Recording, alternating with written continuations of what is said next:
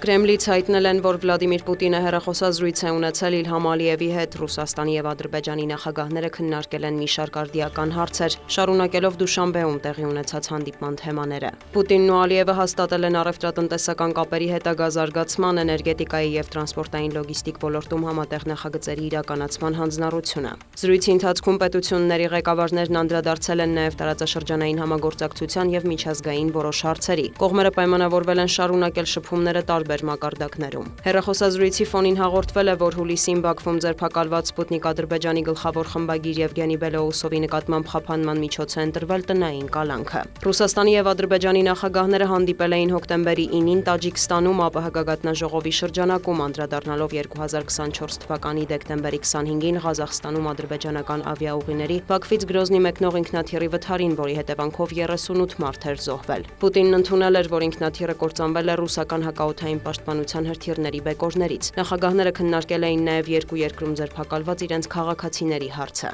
Արդյունքում ազատ էր արձակվել Բաքվում ավելի վաղ ձերբակալված Սպուտնիկ Ադրբեջանի գործադիր տնօրեն Իգոր Կարտավիխը։ Մոսկվան էլ ազատ էր արձակել Ռուսաստանում ձերբակալված ադրբեջանի քաղաքացիներից մեկին։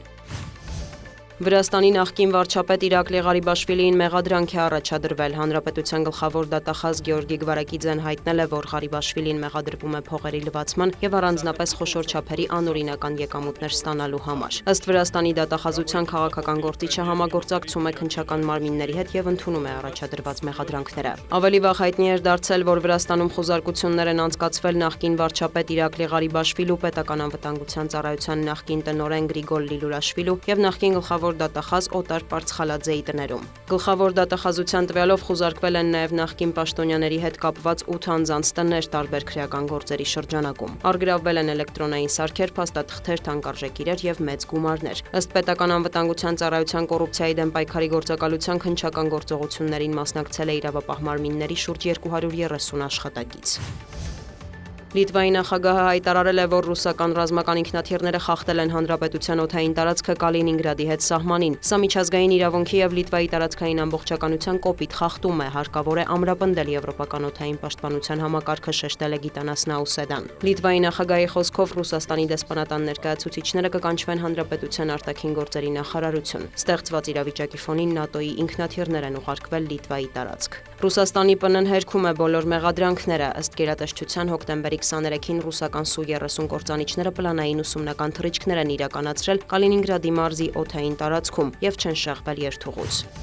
Վլադիմիր Պուտինը լրագրողների հետ զրույցում մեկնաբանել է Կիևին ամերիկյան Թոմահոք հեռահար հրթիռների հնարավոր տրամադրումը, շեշտել դա էսկալացիայի փորձ է։ Եթե Ռուսաստանի տարածքին հարվածելու համար նման զենք կիրառվի, պատասխանը կլինի շատ լուրջ, նախազգուշացրել է Վլադիմիր Պուտինը։ Ռուսաստանի նախագահը խոսել է հակառուսական պատժամիջոցներից, ընդունել դրանք որոշակի բացասական ազդեցություն կունենան, սակայն ըստ նրա չեն ազդի դաշնության տնտեսական բարեկեցության վրա։ Պուտինն անդրադարձել է Բուդապեշտում Դոնալդ Թրամփի հետ հանդիպման հնարավորությանը եւ ԱՄՆ նախագահի հայտարարությանը, որ ինքը դեռևս չի ցանկանում բանակցել Կրեմլի ղեկավարի հետ։ Հունգարիան որպես հանդիպման վայր առաջարկել են հենց ամերիկացիները, ես համաձայնել եմ, բայց սխալ կլիներ անլուրջ մոտենալ հարցին, վատ նախապատրաստվել բանակցություններին եւ արդյունքներ չունենալ, նշել է Պուտինը, հավելել, տեղյակ է, որ Թրամփը որոշել է հետաձգել հանդիպումը։ Միշտ ավելի լավ է երկխոսել, քան հակամարտել, ընդգծել է Ռուսաստանի նախագահը։ Թրամփն էլ մեկնաբանել է Վլադիմիր Պուտինի հայտարարությունը ամերիկյան պատժամիջոցների անարդյունավետության վերաբերյալ, շեշտել, ուրախ եմ, որ նա այդպես է կարծում, կտեսնենք, թե կես տարի անց ինչ պատկեր կլինի։ Միևնույն ժամանակ Սպիտակ տնից հայտարարել են, որ Պուտին-Թրամփ հանդիպումը դեռ հնարավոր է, սակայն ամերիկյան կողմը կարծում է, որ Մոսկվան հետաքրքրված չէ բանակցությունները շարունակելու հարցում։ Դիանա Գասպարյան, լուրեր։